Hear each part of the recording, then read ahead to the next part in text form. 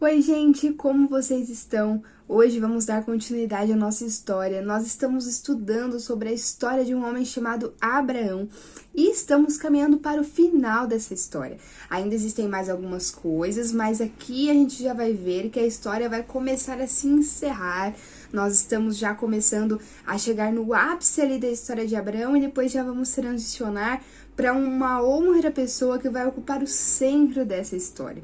E no texto que nós vamos estudar hoje, eu pretendo, espero que você saia do vídeo de hoje com o entendimento de que Deus é aquele que faz a promessa, é aquele que cumpre a promessa, é aquele que protege a promessa e é aquele que sustenta a promessa. Esse é o entendimento que eu espero que você chegue na conclusão do vídeo de hoje. Meu nome é Giovana Galego e aqui eu tenho uma missão: ler a Bíblia com você, de capa a capa, de Gênesis a Apocalipse, encontrando Jesus Cristo em cada página. Seja bem-vindo ao livro de Gênesis.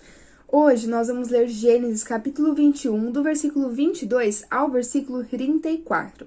Esse capítulo 21, gente, ele é um capítulo extenso. Ele conta basicamente 3 histórias que a gente pode dividir da seguinte forma: o nascimento de Isaac, o filho da promessa, Abraão despedindo seu filho Ismael do acampamento e, por fim, Abraão fazendo um acordo, uma aliança com o rei dos filisteus, o rei Abimeleque.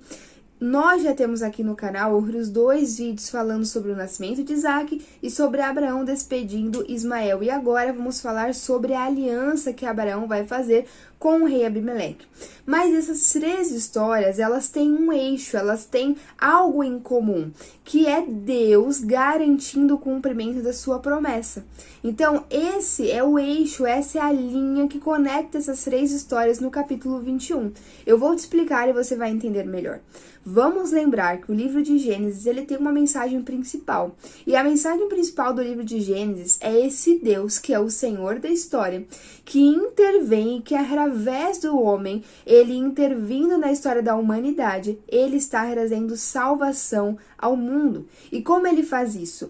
Garantindo que a sua semente nascerá entre os homens, que o próprio Deus vai nascer entre os homens e fazer paz entre homens e o seu Criador.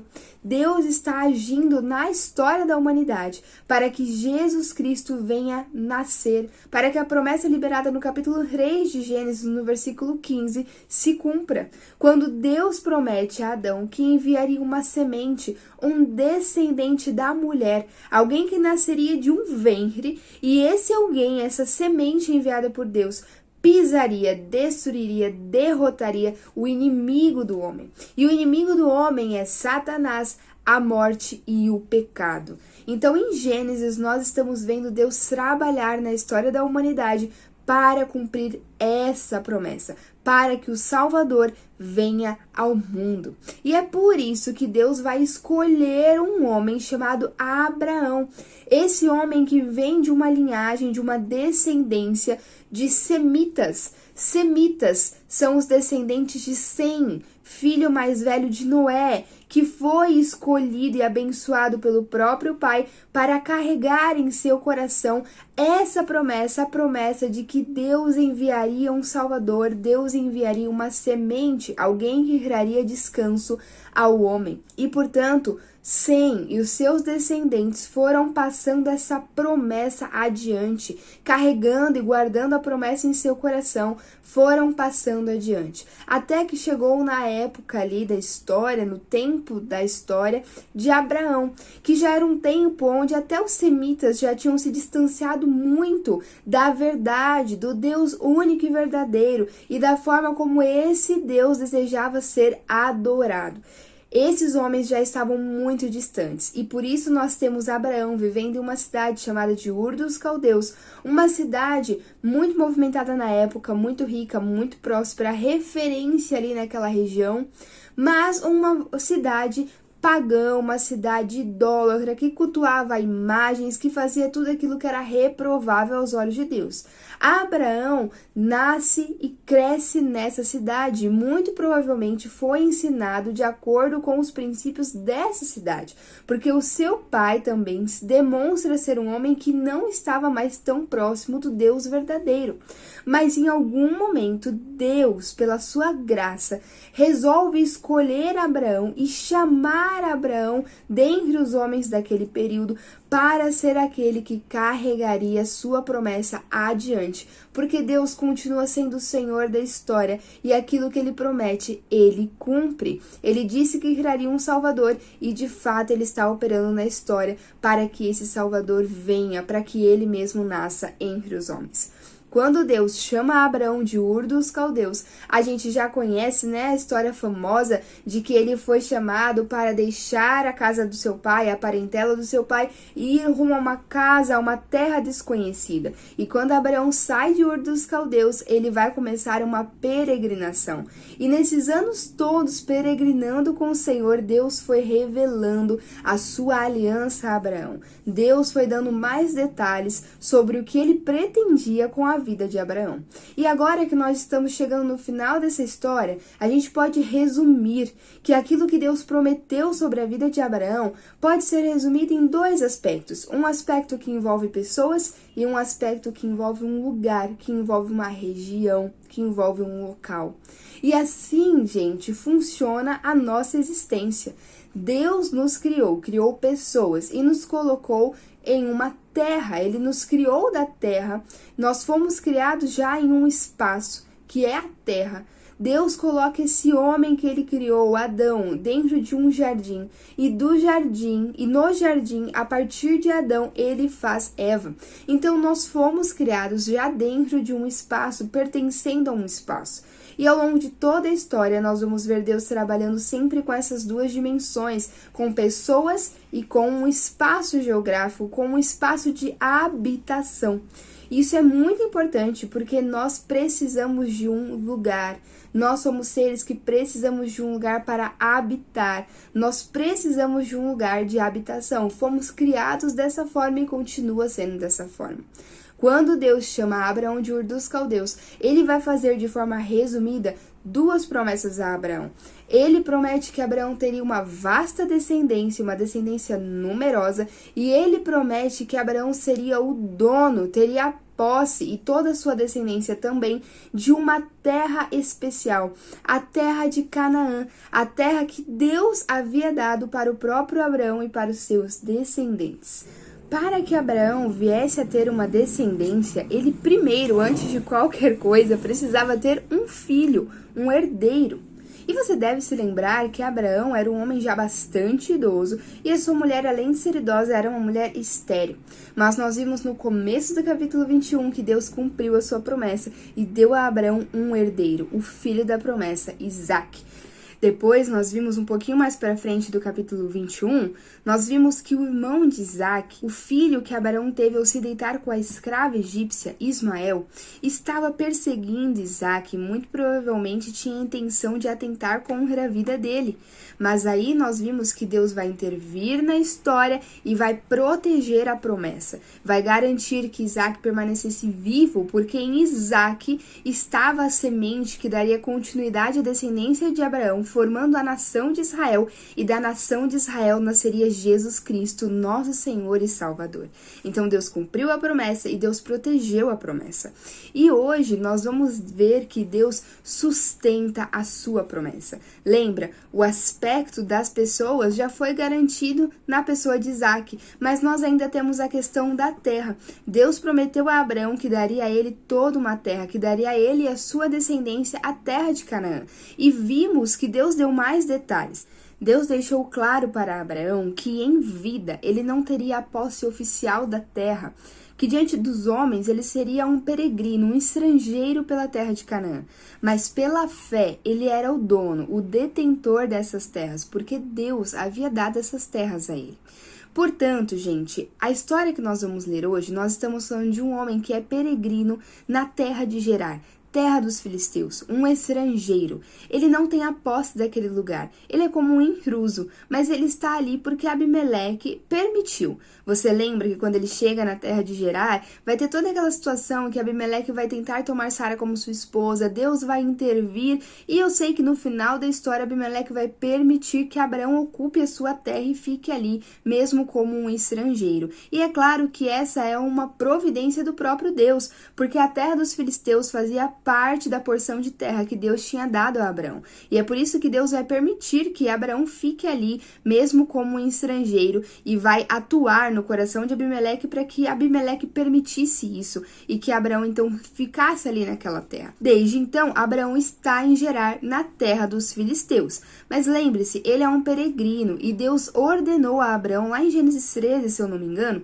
que ele peregrinasse por toda a terra que Deus havia prometido, tomando posse pela fé, como que dizendo: onde eu piso os meus pés é terra minha, concedida por Deus. Pela fé eu creio nisso e, portanto, eu peregrino por toda essa terra, tomando posse pela fé. Então Abraão está obedecendo essa orientação de Deus e ele chegou agora na terra dos filisteus, em Gerar, recebeu a permissão do rei Abimeleque e está habitando naquelas terras. Mas aquela terra não pertence a ele oficialmente.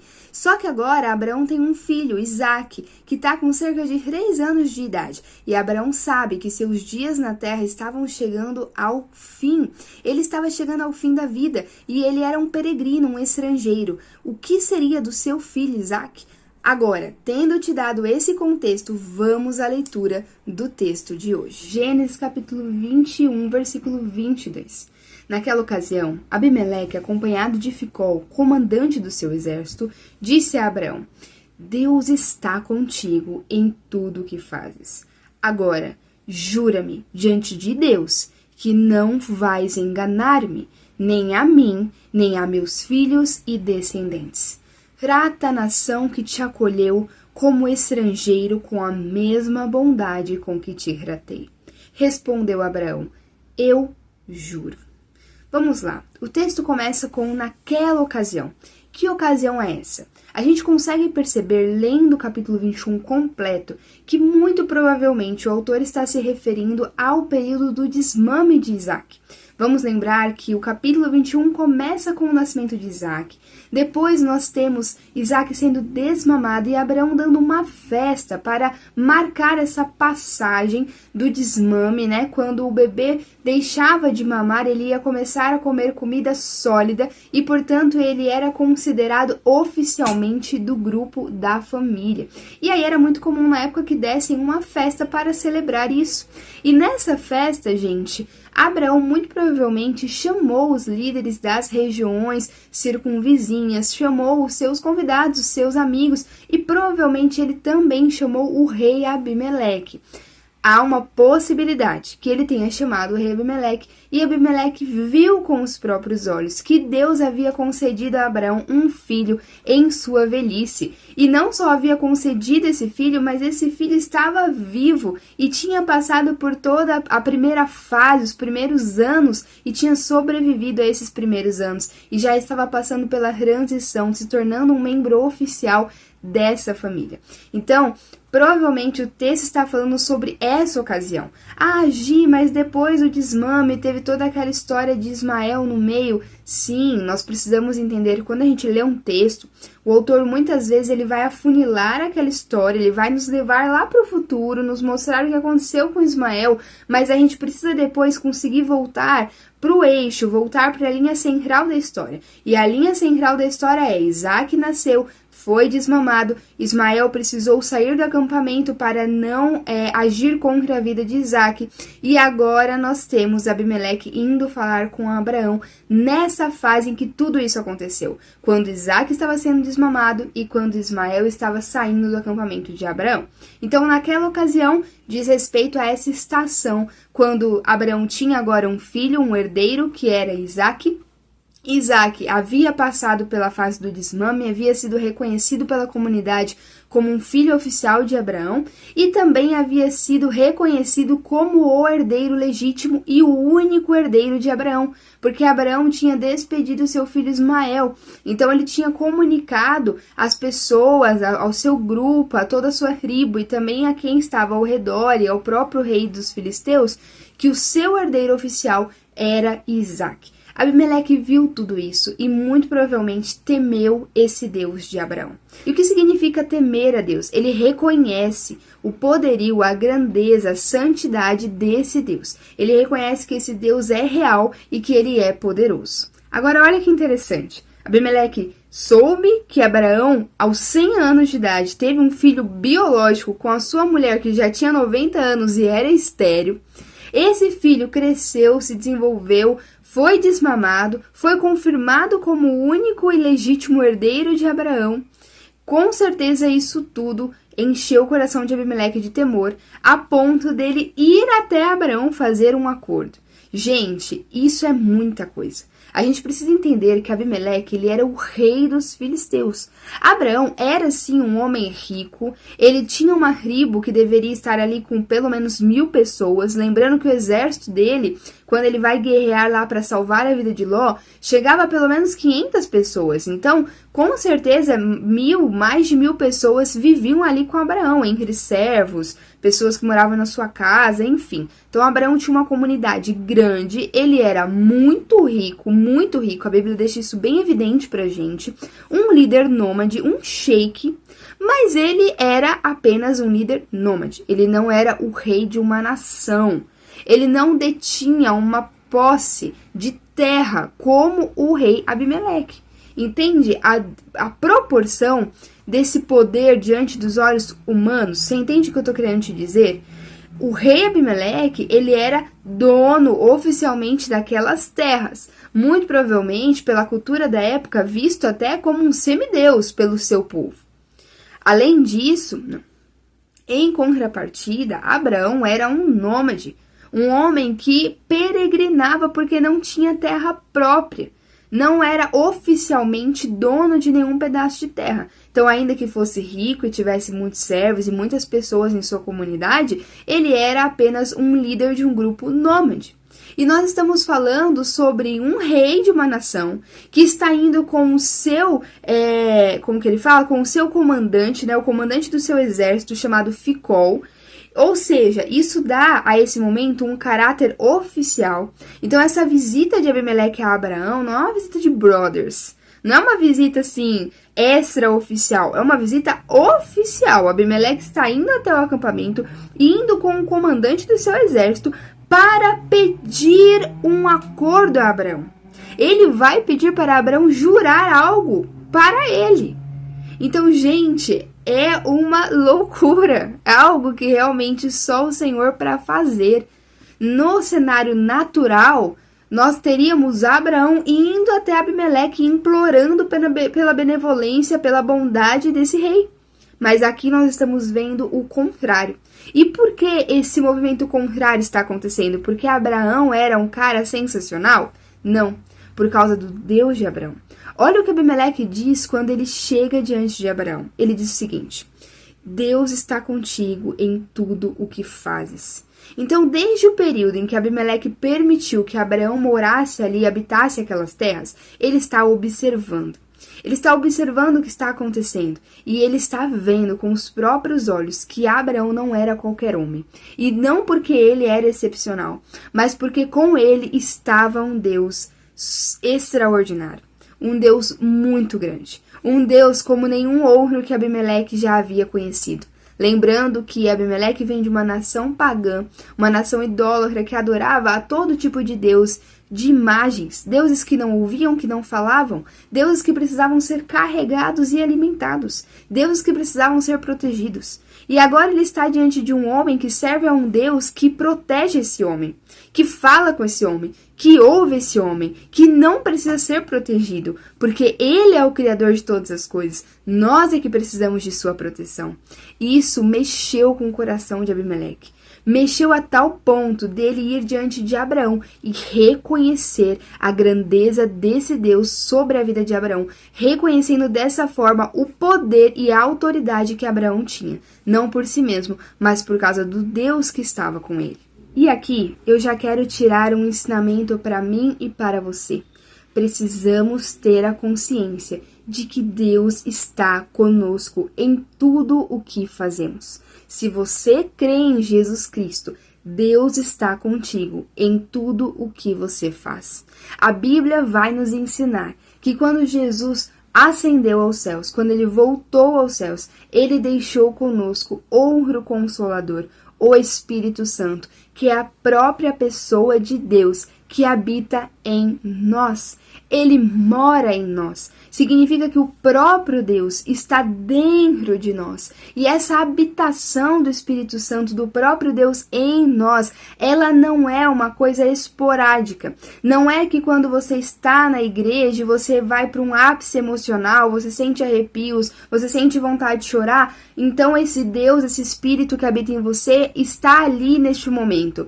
Mas quando você não está neste momento de emoção, de maior concentração, envolvido com questões espirituais, ouvindo a palavra, ouvindo um louvor, não significa que quando você sai deste momento e vai para as coisas comuns e rotineiras da vida, como lavar uma louça ou ir para o seu trabalho, não significa que esse Espírito Santo deixa de estar em você. Não. A habitação do Espírito Santo, ela é permanente, ela é contínua. Uma vez que você crê em Jesus Cristo, o Espírito Santo está na sua vida e ele estará contigo em todas as coisas que você fizer. E ter essa consciência muda tudo. Primeiro, você não precisa mais temer aos homens. Não precisa mais temer ao mundo. Não precisa temer aquilo que o mundo diz ser o caminho certo. Você vai ter uma ousadia que vem do próprio Deus te capacitando para se posicionar sempre de forma alinhada ao coração dele, mesmo que isso contrarie o coração dos homens. Quando Abraão chegou em Gerar, ele temeu os homens. Ele ficou com medo de que fosse morto por Abimeleque por causa de sua esposa Sara. E por conta disso, ele mentiu e foi contra o coração de Deus para se proteger e se resguardar. Mas nós vimos que mesmo Abraão falhando, Deus não o abandonou. Ao contrário, Deus interviu, corrigiu o seu erro, corrigiu Abraão e depois usou Abraão para ser canal de bênção sobre a vida de Abimeleque e das mulheres que estavam ali no seu palácio. Então Deus não abandonou Abraão. Assim também é conosco. O Espírito Santo habita em nós e quando nós pecamos, quando nós falhamos, ele se entristece e nos dá o entendimento de que estamos saindo da linha de Deus, que estamos nos afastando do coração do Senhor. E esse entendimento ele nos dá para que nós possamos nos arrepender e retornar ao coração de Deus. Mas o Espírito Santo não nos abandona. E o seu trabalho é nos conduzir para um lugar de amadurecimento, de fazer com que o pecado seja cada vez menos frequente em nossas vidas, de nos amadurecer em relação ao coração de Deus. Portanto, uma vez que você tem plena consciência de que Deus está com você em tudo o que você faz, você para de temer aos homens, porque você sabe que muito maior é o que está em você e vale a pena estar com ele, independente do que você precisar fazer para se alinhar ao coração dele. E a segunda coisa é que você também desenvolve um maior temor por esse Deus, porque você sabe que ele habita em você. Logo, já não convém que você frequente determinados lugares, nem que você fale determinadas coisas, nem que você consuma determinados conteúdos, porque ao fazer isso, você está expondo também o Espírito Santo de Deus a essas práticas. E é por isso que agora, quando você passa a frequentar um determinado lugar, que antes você não via problema, agora você fica incomodado. É por isso que quando você fala determinadas coisas que antes não tinham nenhum problema, agora elas incomodam, te doem, te deixam angustiado. É porque você não é mais morto espiritualmente, mas o teu espírito vive através do Espírito Santo. E o Espírito Santo é o próprio Deus em você, e Deus é santo. E, portanto, quando ele está diante de uma situação que agride o seu coração, ele se entristece e você sente, porque ele habita em você. Eu não sei se você está entendendo a profundidade do que eu estou falando, mas eu estou dizendo para você que o próprio Deus mora permanentemente em você e, portanto, está com você em todo o tempo e em todas as coisas. Gente, eu não sei se você conhece o restante da Bíblia, mas assim, fique tranquilo, a gente vai chegar lá, mas eu vou só adiantar um aspecto aqui. Se a gente for caminhar na história bíblica, nós vamos ver que Deus, ele vai usar homens para levantar algumas estruturas. E nessas estruturas ele vai manifestar a sua glória, ele vai manifestar a sua presença. Ele vai habitar determinadas estruturas. Lembra? A gente volta naquela questão, né? Da habitação, do lugar, de ter um lugar para habitar. Então, primeiro nós vamos ver Deus, por exemplo, habitando no tabernáculo que Moisés construiu. A glória de Deus se manifestava naquele lugar. Depois nós vamos ter o templo de Salomão. A glória de Deus se manifestava naquele lugar. E se você conhece essas histórias, você sabe que quando a presença de Deus se manifestava naquele lugar, ela era fulminante. Se uma pessoa que estivesse ali por perto não tivesse passado pelos rituais de purificação, ela morria na hora por causa da santidade, da grandeza e do poder desse Deus.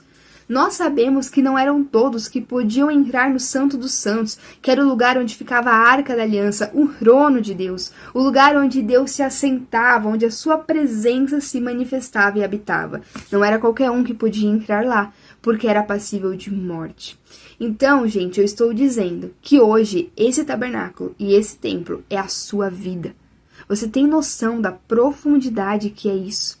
Imagine aquela presença se manifestando no templo, aquela presença inundando aquele ambiente. Existem passagens que vão dizer que o templo se encheu de fumaça com a presença de Deus. Outras passagens que vão dizer que era como fogo, que havia um peso da glória que quase fazia o ser humano perder o ar, a sensação de morte. Quantas e quantas vezes homens, profetas de Deus que estiveram diante da sua presença, da sua glória, caíram no chão com a sensação de morte por causa da grandeza de Deus.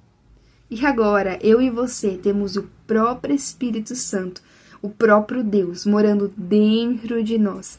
No Antigo Testamento, nós costumamos dizer que é o período em que o Pai, dentro da figura da Trindade, né? Em que o Pai tem uma proeminência. É mais fácil identificar o agir do Pai, Deus Pai, ao longo do Antigo Testamento. Isso não significa que o Filho e que o Espírito Santo não estavam lá. Então, nós sabemos que esses homens escolhidos por Deus, como Abraão, Isaac, Moisés, Daniel, os profetas, eles eram inspirados pelo Espírito Santo. Eles só conseguiam viver aquilo que Deus estava colocando diante deles, porque o próprio Espírito Santo os capacitava e os conduzia.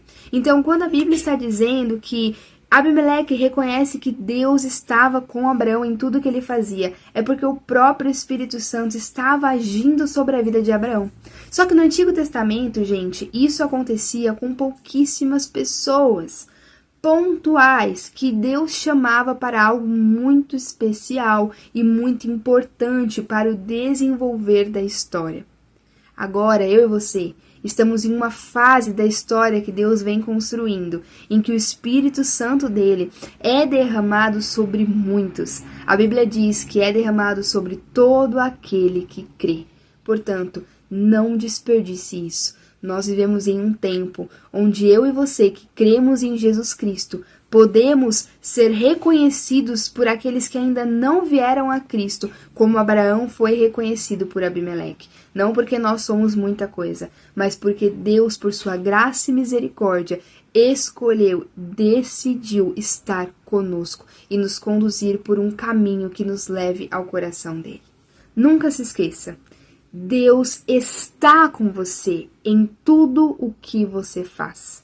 Quando você lava a louça, quando você lava o banheiro, quando você está dando aula, quando você está no escritório, quando você está atendendo um cliente, quando você está limpando os seus filhos, Deus está com você em tudo o que você faz. Eu sei. Gente, isso me constrange num nível. Esses dias eu estava pensando nisso, enquanto eu lavava a louça, limpava o chão da minha cozinha, eu estava pensando que Deus é esse, que sendo Deus, está comigo e fala comigo enquanto eu lavo uma cozinha, enquanto eu lavo a minha louça. Ele é Deus. Ele podia estar em um lugar muito melhor. Ele poderia escolher falar com alguém que estivesse talvez fazendo algo, humanamente falando, mais nobre. Mas ele está comigo, mesmo quando eu lavo um prato sujo de feijão. E ele está com você, mesmo quando você está limpando o bumbum dos seus filhos. Esse é o nosso Deus. O amor dele é constrangedor. E é esse amor que nos transforma. Abimeleque reconheceu a presença de Deus sobre a vida de Abraão. E por temer Abraão, temer o que Abraão poderia fazer, afinal ele era aliado de um grande e poderoso Deus, ele vai pedir para que Abraão jurasse algo a ele. Versículo 23. Agora jura-me diante de Deus. Veja, Abimeleque pede para ele que o juramento seja diante de Deus, porque ele sabia o quanto Deus era importante para Abraão. Diante de Deus, que não vais enganar-me. Ele pede para Abraão, Abraão, não me engane. E sabe por que ele pede isso, gente? Porque Abraão já havia enganado ele outrora. Você lembra? Ele mentiu a respeito de Sara. Mais uma vez, a gente tem aqui escancarado na palavra, não é sobre nós, mas é sobre um Deus cheio de graça, misericórdia e amor. Esse mesmo homem que está dando medo em Abimeleque é um homem que já mentiu no passado, que não agiu de uma forma correta. Esse mesmo homem que tem uma autoridade tão profunda a ponto do próprio rei de uma nação ir até o seu acampamento falar com ele. É um homem que no passado mentiu para salvar a própria vida porque teve medo desse rei levar a sua esposa. Ou seja, gente, Deus faz apesar de nós. Deus nos ama mesmo não merecendo. Deus está conosco por graça e misericórdia. Então Abimeleque diz, olha, não me engane, por favor, não me engane, nem a mim, nem a meus filhos e descendentes. Então Abimeleque está pedindo a Abraão para que não o engane e também não engane a sua descendência. Então ele está pedindo que esse acordo seja mantido por gerações. Isso é muito interessante, guarde essa informação, porque lá no final desse texto de hoje, a gente vai voltar nesse assunto de como Deus é um Deus que trata com gerações. Abimeleque está pedindo para que Abraão jure pela sua geração, mas também pelas próximas que virão, que haveria paz entre eles. E depois ele termina. Trata a nação que te acolheu como estrangeiro com a mesma bondade que te tratei. Abimeleque, de fato, foi muito bondoso com Abraão. Eu já falei aqui no começo do vídeo que ele permite que Abraão fique na terra dos filisteus. Gente, isso realmente foi uma atitude de muita bondade de Abimeleque para com Abraão, porque Abraão era um nômade, ele tinha um grupo numeroso, mais de 1000 pessoas, muito gado. Tudo isso, gente, exige espaço geográfico, água, exige plantio, sabe? Grama para que o gado possa se alimentar. Então, Abimeleque permitir que Abraão fique, é Abimeleque permitir que Abraão desfrute da sua terra, dos seus recursos, e isso significa menos recursos disponíveis para que ele possa obter proveito, para que ele possa obter produto, lucro em cima daquilo que é dele.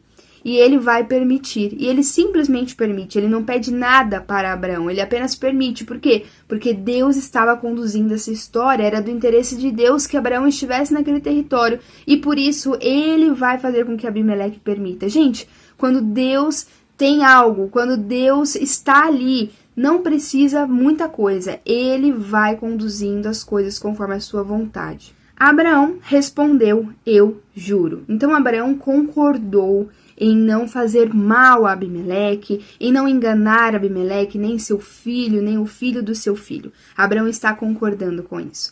Abimeleque era um ímpio, ele era de uma outra nação, ele era um pagão. Se nós formos pegar essa ideia e trazer para o Novo Testamento, por exemplo, nós podemos dizer que Abimeleque era um gentil, era alguém que não vinha da linhagem de Abraão, era alguém que não pertencia à linhagem santa, mas ele está indo a Abraão, ele está indo à linhagem santa, ele está buscando pelo profeta de Deus para ter paz. Abimeleque quer ter paz com Abraão e com o Deus de Abraão. Abimeleque está temendo esse Deus. Ele reconhece o poder e a grandeza desse Deus e ele teme o que pode acontecer com a vida dele. E por isso ele vai a Abraão em busca de um acordo de paz. Aqui, gente, nós temos uma figura daquilo que Deus disse que Abraão viveria. Porque através da nação que Deus formaria a partir de Abraão, a nação de Israel, todas as nações da terra seriam abençoadas. Por quê? Porque Jesus nasceria para salvar todos os povos, todo aquele que cresce, sendo alguém, sendo um judeu ou não sendo um judeu. Então aqui nós estamos tendo uma figura do que aconteceria. As nações viriam a Israel pedindo pela paz, pedindo pelo socorro, pedindo pelo caminho, pedindo por Jesus Cristo. E é isso que está acontecendo. Abimeleque vai a Abraão pedir por paz, porque Abraão é o profeta de Deus. Abraão é aquele que tem a Deus. Se você quer paz, você precisa ir a Jesus Cristo, porque Ele é o único caminho que te leva a Deus. Ele é o Filho de Deus, Ele é o próprio Deus. E quando você vai a Cristo, quando você reconhece Cristo, quando você deseja estar com Cristo, quando você entrega a sua vida com Cristo, você passa a ter paz com Deus. Você deixa de ser inimigo de Deus e se torna um amigo de Deus. E então você vai entrar em um processo de santificação, de amadurecimento. Veja que interessante. Abimeleque vai a Abraão porque ele tinha medo das consequências. Ele tinha medo de Abraão fazer alguma coisa ruim para ele, para sua nação. Ele tinha medo de Abraão usar dos seus homens, da sua riqueza, para tomar posse da sua terra. Ele tinha medo do que poderia acontecer. Então ele está indo a Abraão para ter paz com Abraão e com o Deus de Abraão, não porque ele amava esse Deus, mas porque ele tinha medo do que esse Deus poderia fazer com ele. Essa também é a nossa realidade quando nós estamos distante de Deus. O primeiro movimento é o temor do Senhor. O primeiro movimento para se chegar a Deus é o Espírito Santo nos dando o entendimento de que Ele é Deus. E, portanto, gerando em nosso coração aquele temor. O primeiro movimento é o Espírito Santo te abrindo os olhos para que você reconheça que é um pecador, para que você entenda a profundidade da sua podridão, do quão terrível é a sua natureza, para que você tenha essa compreensão, esse temor de que se você se aproximar desse Deus, você vai ser fulminado. Então, o primeiro passo é esse, é o temor do Senhor. Então, no começo, nós vamos a Deus sim por razões egoístas. Porque nós precisamos dele. Porque nós estamos vivendo muito mal sem ele. Porque está dando tudo errado sem ele. Porque nós não temos paz. Porque nós somos péssimos e precisamos de salvação. Então, o primeiro movimento, ele é um movimento mais egoísta, que tem mais a intenção de resolver a sua dor, de sanar o seu problema, de não ter mais esse medo desse Deus, porque agora você está em paz com ele. Então, o primeiro movimento tem a ver com isso. E tudo bem, é assim mesmo, porque realmente nós precisamos dele e o Senhor sabe disso. É por isso que ele nos amou primeiro, e não o contrário. Mas o segundo movimento é o Espírito Santo atuando na sua vida para te conduzir por uma jornada de amadurecimento. Que é quando o cristão vai começar a caminhar com Deus, não apenas porque ele teme, não apenas porque ele tem medo, não apenas porque ele reconhece que ele precisa desse Deus, mas porque ele ama esse Deus. E porque ele quer estar com esse Deus, simplesmente porque ele ama esse Deus. E esse entendimento, ele começa a vir quando nós começamos a entender que Deus nos ama. Porque ele primeiro nos ama e então nós amamos em resposta. Conforme o Espírito Santo te faz crescer nesse entendimento e você começa a compreender que Ele te amou profundamente, você então começa a amar esse Deus. E a sua jornada com Ele vai sendo conduzida para um nível muito mais profundo, de mais maturidade, onde você está com Deus não só pelo que Ele pode te oferecer, mas por quem Ele é. Onde você deseja viver a vontade de Deus, não porque você sabe que no fundo a vontade de Deus é a melhor, é o que vai te fazer melhor, é certeza de sucesso, é garantia de que não vai ter erro. Não, você começa a desejar a vontade de Deus porque a vontade de Deus agrada o coração dele. E porque você quer agradar o coração dele.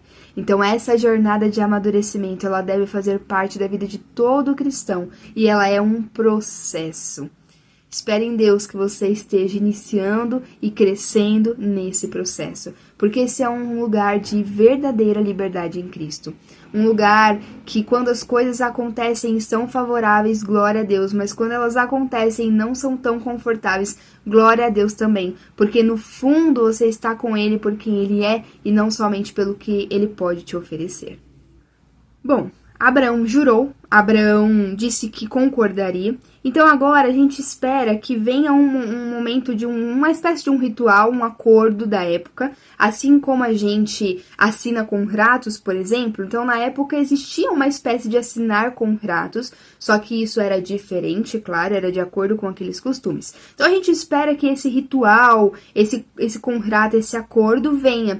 Mas antes, Abraão tem uma ressalva. Vamos ao versículo 25.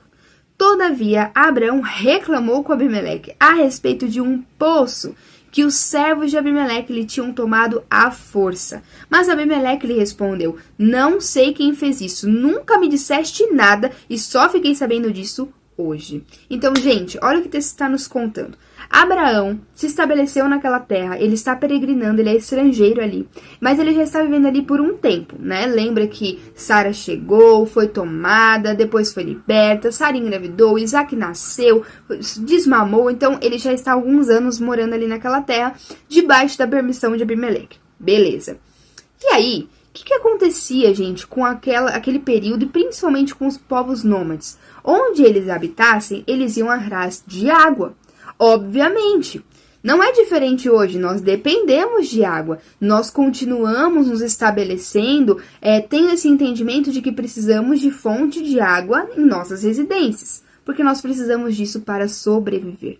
Na época, a mesma coisa, só que diferente de hoje, não tinha uma torneira, não tinha um sistema de encanamento, não tinha como transpor água de um lugar, de um reservatório para a sua casa, não era assim que funcionava. Então, a vida, ela era construída em torno das fontes de água, onde você encontrasse um veio d'água, onde você encontrasse um lugar que jorrasse água, ali era favorável para se estabelecer, para acampar e continuar a sua jornada.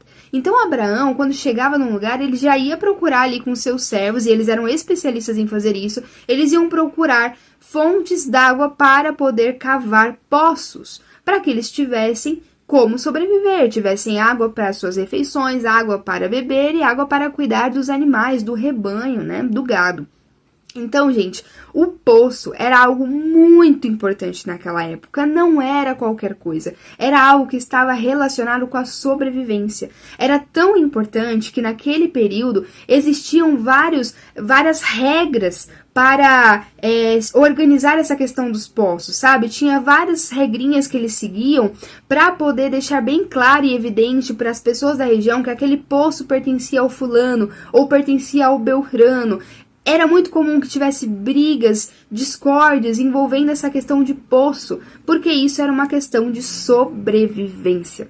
Então Abraão provavelmente chegou na terra dos filisteus, foi atrás de cavar os seus poços, cavou os seus poços, e aí, pelo menos um desses povos foi tomado à força pelos próprios filisteus. Então ali foi tomada à força, então foi com base na violência. Talvez os filisteus vieram, brigaram com os servos de Abraão e à força tomaram um poço para eles e tiraram o poço das mãos da posse de Abraão, mesmo Abraão sendo dono daquele poço, porque ele tinha cavado com os seus servos aquele poço.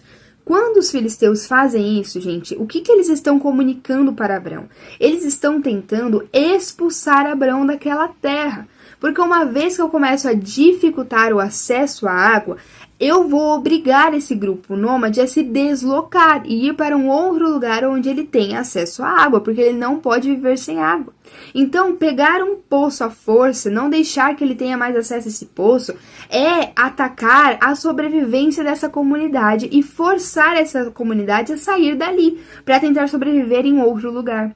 Muito provavelmente, Abraão estava incomodando aqueles homens, porque ele era muito próspero, gente, eram muitas pessoas, era muito gado, então havia uma disputa ali, disputa por espaço, disputa por recursos, disputa por água, então não era conveniente para os filisteus ter um estrangeiro ali naquela terra.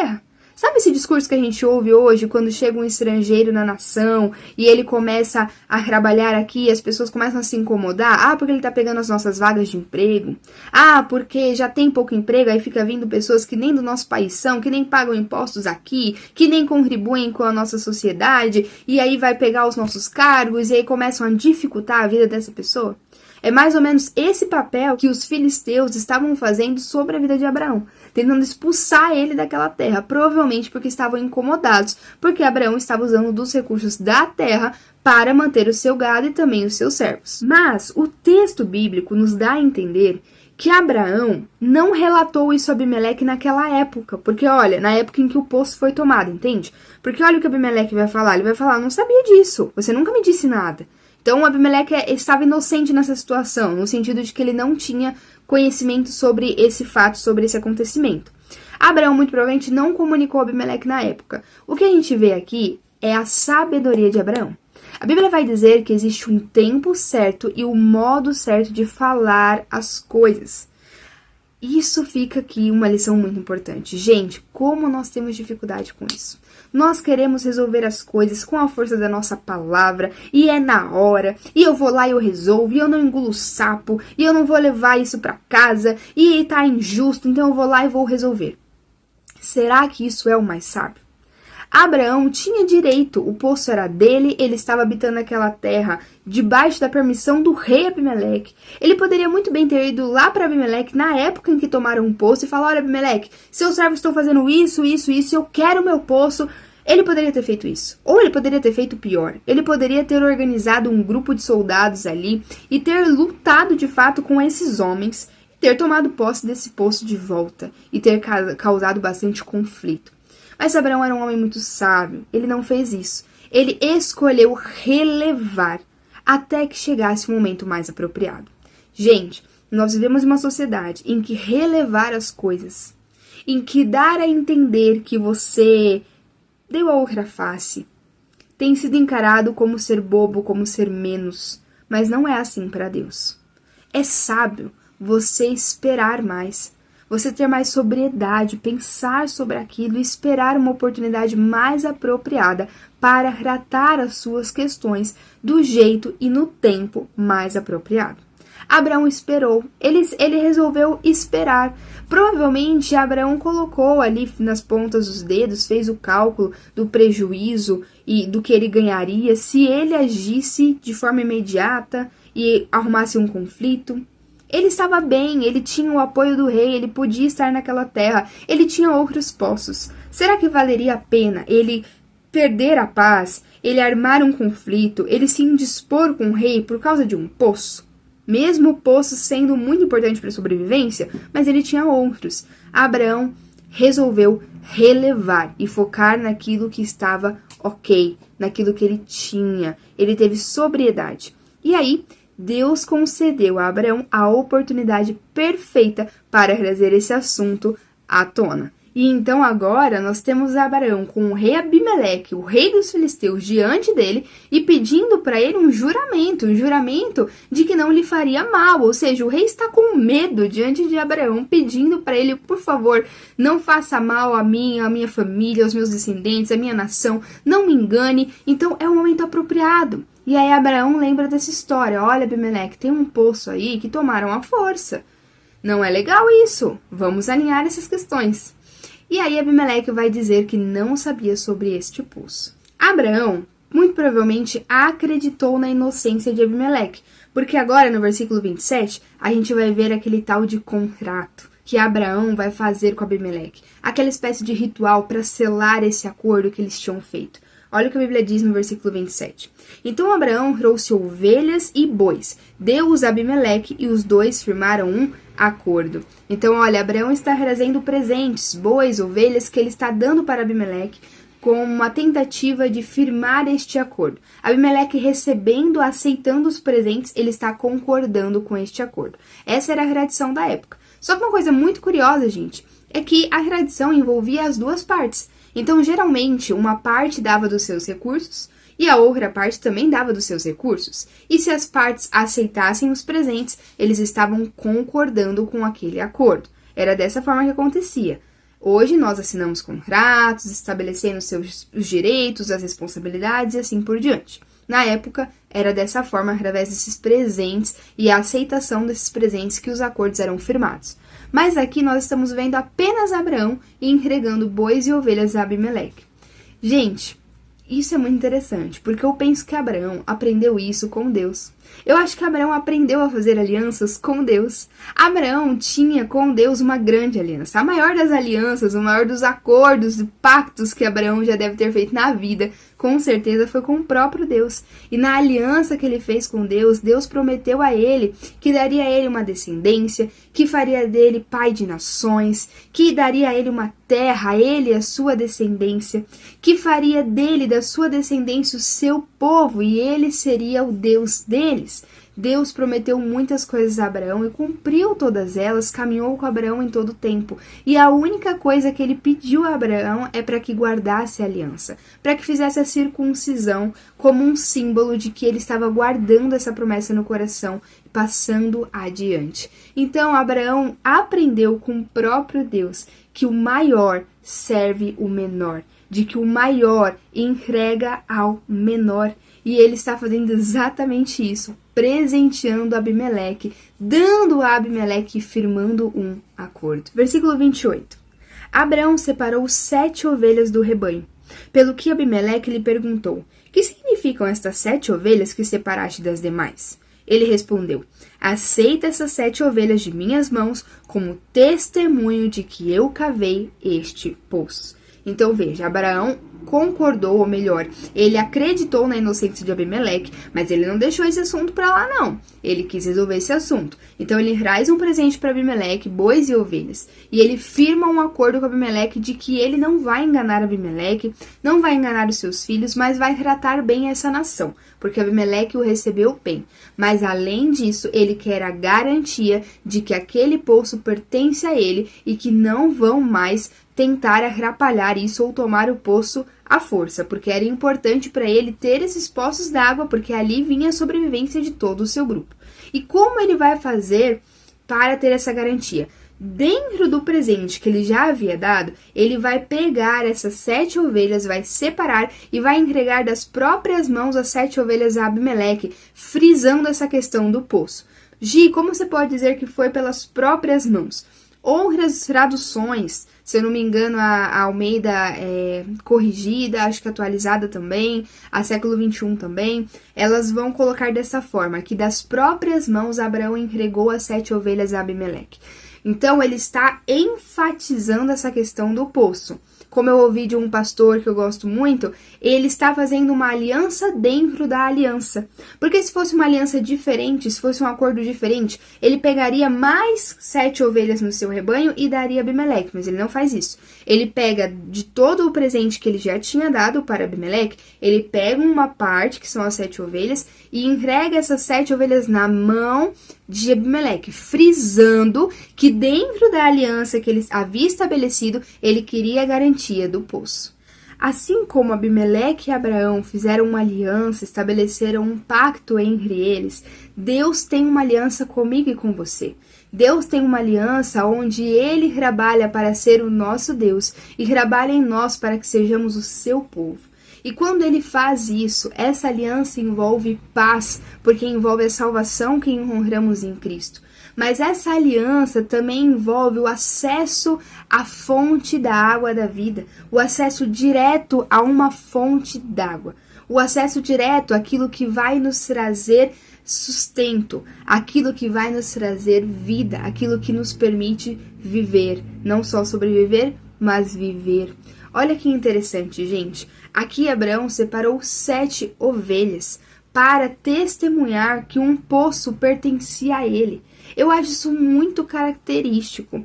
Pensa comigo, a água é uma das metáforas usada pela Bíblia para falar sobre Jesus Cristo, a água da vida, aquele que sacia toda a sede, aquele que nos dá vida e faz com que em nosso coração nasça uma fonte que jorra para a vida eterna. Ou seja, aquele que passa a viver em nós e agora nós não só temos acesso à fonte, mas podemos também ser fonte de vida para outras pessoas, testemunhando a respeito desse Jesus Cristo. Outra coisa curiosa é que Abraão vai usar especificamente esse animal, 7 ovelhas. Jesus muitas vezes é comparado na Bíblia também como o cordeiro, que é manso, é um animal manso, é um animal que não traz medo, é um animal que não traz prejuízo, é um animal manso e tranquilo. E esse animal manso, que representa a inocência, que representa a pureza, ele vai se fazer sacrifício por mim e por você.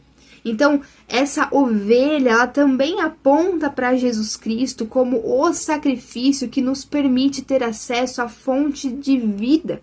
É Jesus Cristo que vai nos permitir ter acesso ao Pai. E sabe outra coisa muito curiosa? A Bíblia diz em Apocalipse que Jesus Cristo possui os 7 Espíritos de Deus. Então são 7 ovelhas que testemunham que o poço pertencia a Abraão. É o Espírito Santo de Deus que testemunha que Deus se tornou o seu Deus. É o Espírito Santo que testemunha que você nasceu de novo em Cristo. É o Espírito Santo que testemunha que através do sacrifício de Jesus, você agora pode ter acesso direto à fonte de vida. Gi, que história é essa dos 7 Espíritos de Deus? Não é só um Espírito? Sim, é apenas um Espírito. Deus tem um Espírito, que é o Espírito Santo. Mas o número 7 na Bíblia, ele comunica plenitude, completo. E aí nós vamos ver lá em Apocalipse diversos versículos falando a respeito dos 7 Espíritos de Deus, ou seja, o Espírito Santo de Deus atua de forma completa, de forma perfeita, e o Espírito Santo de Deus que está em Cristo atua na sua plenitude. Nós formos para Isaías capítulo 11, versículo 1 e 2, nós vamos ver ali o profeta citando esses 7 Espíritos. Ele vai falar sobre o Espírito do Senhor, o Espírito de sabedoria, de entendimento, de conhecimento, de poder, de conselho e de temor. São as atuações do Espírito Santo de Deus, que é completo e atua de forma completa. Gil, o que você está querendo dizer com tudo isso? Eu quero deixar claro para você, eu quero deixar evidente que quando Jesus chegou na sua vida, Ele te entregou salvação, Ele te entregou paz, você agora tem acesso a Deus, você está em paz com Deus. Mas Ele também deixou sobre você a presença do Espírito Santo, que atua de forma completa e que vai te levar para um lugar de amadurecimento e de santidade no Senhor. Esse Espírito habita em você, o que significa que você tem acesso direto à fonte de toda a vida. E que, portanto, não é só sobre paz e sobre a garantia de uma terra, mas é também sobre a garantia do acesso livre ao poço, do acesso livre à água da vida. E quando você acessa essa água, o Espírito Santo vai trabalhando em você e derramando sobre a sua vida sabedoria, temor, poder, conhecimento, entendimento. Existe muito para nós acessarmos em Deus. A vida do cristão não acaba, não para ali quando você encontra Jesus e tem o primeiro entendimento de que Ele é o seu Senhor e seu Salvador. Isso já é demais, mas existe muito mais. E o muito mais que eu estou dizendo é o conhecer esse Deus, que tem muito para ser conhecido. A vida cristã, ela é muito grandiosa. Tem muito para se conhecer desse Senhor, tem muito para ser lapidado, restaurado e transformado, tem muito ainda para crescer neste amor. E o Espírito Santo que habita em você é a testemunha de que esse Deus é o seu Deus e, portanto, você pode e deve se relacionar com ele e crescer no conhecimento do Senhor. Versículo 32. Firmado esse acordo em Berzeba, Abimeleque e Ficol, comandante das suas tropas, voltaram para a terra dos filisteus. Abraão, por sua vez, plantou uma tamargueira em Berzeba, e ali invocou o nome do Senhor, o Deus eterno. E morou Abraão na terra dos filisteus por longo tempo. Gente, então depois desse acordo, Abimeleque vai aceitar e ele e Ficol voltam então ali para sua região. A Bíblia fala, né, para a terra dos filisteus. Abraão também estava na terra dos filisteus, mas era uma região mais periférica da terra dos filisteus. Abimeleque volta então para sua região mais central e Abraão, gente, para ele não acabou ainda. Ele tem algo ainda a fazer depois deste acordo. Ele vai construir um altar para invocar ao Senhor. Mas dessa vez o altar vai ser diferente. Se você está acompanhando a história de Abraão aqui comigo, você sabe e se lembra que à medida que Abraão vai peregrinando e ocupando novas terras, ele vai construindo altares e invocando o nome do Senhor. Ou seja, por onde ele passa, ele constrói um lugar de culto. Esse altar, gente, era exatamente um lugar onde acontecia o culto público. Quando a Bíblia diz invocar o nome do Senhor, era o momento em que Abraão, como um profeta de Deus, ele fazia um culto ali com o seu povo, invocava o nome do Senhor, recebia as orientações, os mandamentos de Deus e orientava o seu povo, e ali eles cultuavam a Deus. Então Abraão tinha essa prática. Onde ele chegava, era importante que houvesse um lugar de culto, um lugar onde Deus seria adorado, onde eles seriam instruídos para viver de acordo e segundo a vontade de Deus. Dessa forma, Abraão está tomando posse pela fé dessa região, marcando que ele esteve ali porque ele fez um altar ao Senhor, então aquela terra é consagrada ao Senhor. Dessa forma, ele está mostrando que onde quer que ele vá, Deus está com ele, e isso é fundamental para Abraão. E outra coisa muito importante, ele está mostrando que ele reconhece que esse acordo que ele acabou de estabelecer com Abimeleque foi uma oportunidade, foi algo que o próprio Deus permitiu sobre a vida dele. É importante sabermos que Deus opera os seus milagres de forma natural e sobrenatural. Sim, gente, porque até mesmo o natural é um milagre. Pensa comigo, se você planta, sei lá, um pé de feijão e ele realmente cresce e realmente dá fruto e aquilo sustenta a sua vida e te alimenta, porque as leis da natureza estabelecidas pelo próprio Deus estão funcionando, é fruto de um Deus que está sustentando tudo isso. É fruto de um Deus que está permitindo que as leis funcionem de forma adequada. É fruto de um Deus que está trazendo a chuva no tempo adequado, a água necessária para aguar aquela planta. É um Deus que está permitindo que o solo seja fértil. Ou seja, o natural também é um agir tremendo da pessoa de Deus. E o sobrenatural também. Nós precisamos aprender isso. Por quê? Porque na nossa vida nós vamos viver momentos de sobrenatural, glória a Deus, mas nós também vamos viver momentos de natural e ambos devem glorificar a Deus. Às vezes você está esperando um grande feito, você está esperando uma grande coisa acontecer para você saber que é Deus operando. E Ele está abrindo oportunidades na sua frente, está te dando condições de usar os mecanismos humanos que Ele te permitiu ter para viver uma grande obra nas mãos dele. Não desperdice as oportunidades que o próprio Deus abre diante de você e reconheça ele em tudo, no sobrenatural e no natural. Se ele fez algo surpreendentemente milagroso, sobrenatural, espetacular na sua vida, reconheça e glorifique a ele. Mas se no natural a vontade dele também está se cumprindo sobre a sua vida, glorifique a ele, porque ele é Senhor de tudo. No versículo 32, a gente vê que Abraão invocou o nome do Senhor e a Bíblia diz o Deus eterno. Lembra que desde o começo do livro de Gênesis, Deus está se manifestando com os seus diferentes nomes. Nós já vimos o Deus Elohim, nós já vimos o Deus El Shaddai, nós já vimos o Deus Yahvé, o Jeová, o nome pessoal do Senhor, nós já vimos o Deus Altíssimo e agora nós estamos vendo o Deus Eterno. Cada um desses nomes fala a respeito de um atributo, fala a respeito de uma característica desse Deus. Quando Deus expressa um nome, ele está de fato se apresentando. E, gente, Deus sabe exatamente como agir. Lembra que o público original desse texto do livro de Gênesis é o povo de Israel prestes a atravessar o Rio Jordão para tomar posse da terra de Canaã. E esse povo está sendo instruído por Moisés. Esse povo tinha acabado de passar 400 anos como escravos na terra do Egito. E na terra do Egito, os faraós tinham vários nomes. E cada um dos nomes dos faraós dizia a respeito sobre um atributo, sobre uma função dele na sociedade, sobre algo que ele dominava, algo que ele fazia. Então Deus está usando uma linguagem para se apresentar que o povo daquela época entendesse. E hoje nós também podemos entender, porque Deus nos dá ferramentas para conhecermos os costumes da época e para entendermos o seu texto e a sua forma de falar. Então Deus está agora se apresentando como Deus eterno. Esse Deus é o Deus que sempre existiu, de eternidade a eternidade. Antes mesmo de sermos criados, ele já estava lá. É o Deus que não tem um fim. Ele é muito maior do que a gente.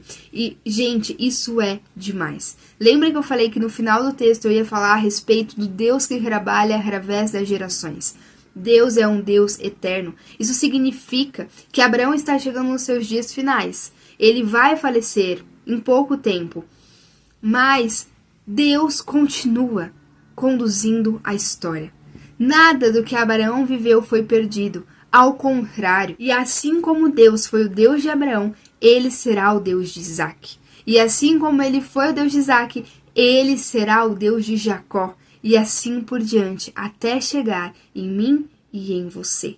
Gente, é por isso que estar com Deus é o que vale de fato a pena. Quando semeamos em Deus, quando trabalhamos junto com Ele, não estamos apenas impactando essa geração, o que já é muito, porque essa geração também um dia virá a falecer, e se o impacto chegou até elas, glória a Deus, são pessoas que foram salvas, que foram retiradas do inferno, e isso já valeu demais. Mas para além disso, quando você trabalha com Deus, você semeia em Deus, você está semeando para a eternidade. Significa que mesmo quando você não estiver mais aqui, outros irmãos vão dar continuidade à obra porque ela não é tua, ela é do Senhor.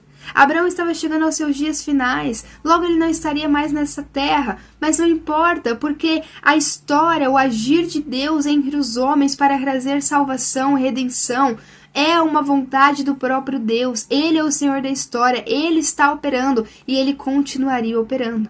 Gente, Deus é eterno. Ele viu Adão, Ele criou Adão, Ele estava lá e Ele viu todas as coisas. Lembra, Jesus vai falar isso para os fariseus. Eu estava antes de Abraão. E eu sempre existi, eu vi todas as coisas e continuarei vendo. Então, às vezes a gente estuda a história, a gente tem a sensação de que nós estamos sozinhos, mas não deixe o inimigo te enganar. Deus sempre está, Ele está vendo tudo, Ele é eterno e Ele conduz toda a história e Ele não perdeu o controle. Então saiba disso, Deus é um Deus que trabalha com gerações, com gerações. Nada do que você está fazendo em Deus é perda de tempo. Gente, ali, naquela tamargueira, quando Abraão estava encerrando seus dias, porque esse é o último altar, é o último relato que nós temos de Abraão invocando ao Senhor numa determinada região antes do seu falecimento.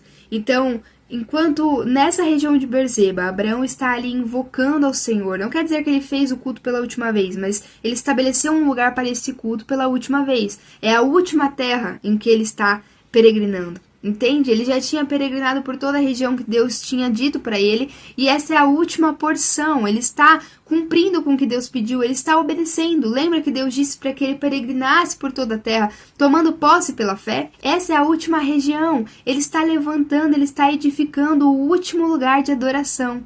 E o último lugar que Abraão vai levantar como um lugar de adoração vai ser o lugar onde o seu filho vai ter um encontro pessoal com Deus pela primeira vez. Deus trabalha com gerações. Ele foi o Deus de Abraão e ele será o Deus de Isaac. Como eu disse para você, Abraão está na última região. E essa região é Berseba. É por isso que nós vamos ver ao longo da Bíblia a seguinte expressão: de Dan a Berseba. Essa expressão era usada para falar sobre o território de Canaã, sobre a terra prometida ao povo judeu, a Israel. porque diz respeito às extremidades. Então, nós temos a extremidade norte, que é Dan, e a extremidade sul, que é Beerseba. Então, de Dan a Beerseba está falando sobre toda a extensão desse território. Então, aqui nós estamos diante de Abraão, cumprindo, obedecendo por completo, né? Finalizando a sua obediência no que diz respeito a peregrinar e tomar posse pela fé de toda a terra. Deus garantiu que ele obedecesse até o fim e tomasse posse de toda a terra que ele lhe havia dado. Esse último lugar de culto que Abraão estabeleceu, diferente de todos os outros, que eram altares, muito provavelmente rochas, pedras, um canto assim que Abraão estava estabelecendo, diferente de todos esses, nesse último nós estamos falando de uma árvore chamada tamargueira. Em outras versões, a gente vai ter a palavra bosque. Então a gente consegue compreender que Abraão não plantou uma única árvore, mas ele plantou um bosque de tamargueiras. Gente, a tamargueira é uma árvore bastante alta, ela chega a quase 10 metros de altura. Ela tem hastes bem flexíveis, então isso faz com que ela seja resistente às adversidades do deserto. Então, quando vem aquele vento, aquela coisa assim mais desafiadora, ela consegue envergar e voltar sem quebrar. Isso dá a ela resistência.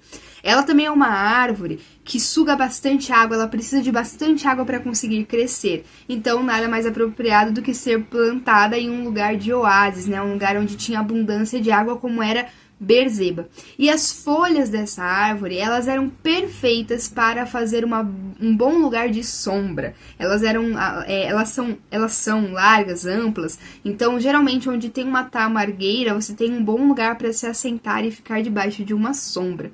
Então, Abraão está ali construindo um lugar de culto, mas dessa vez não é uma simples rocha ou um simples altar, mas ele está fazendo um bosque.